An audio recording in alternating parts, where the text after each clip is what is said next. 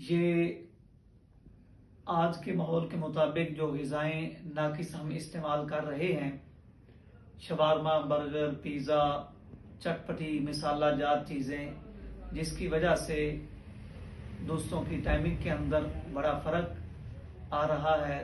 لوگ بتا رہے ہیں کہ ہماری ٹائمنگ بالکل کم ہے، وقت بالکل کم لگ رہا ہے۔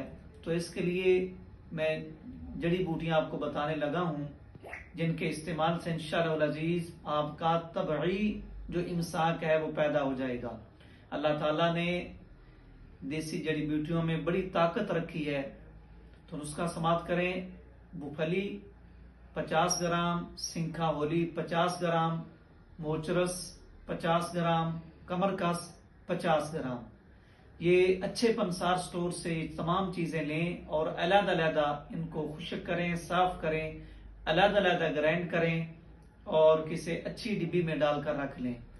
1 چمچ صبح، 1 چمچ شام، کھانا کھانے سے پہلے دودھ کے ساتھ استعمال کریں۔ انشاءاللہ العزیز یہ پورا نسخہ استعمال کرنے سے طبعی طور پر آپ کا امساک پیدا ہو جائے گا، آپ کی ٹائمنگ انشاءاللہ بڑھ جائے گی۔ اللہ تعالیٰ کے فضل سے آپ یہ نسخہ استعمال کریں اور ہمیں دعاؤں میں یاد رکھیں۔ اگر آپ کو ہماری یہ ویڈیو پسند آئی ہو تو اس کو لائک بھی کریں اور آگے شیئر بھی کر دیں۔ السلام علیکم ورحمۃ اللہ وبرکاتہ۔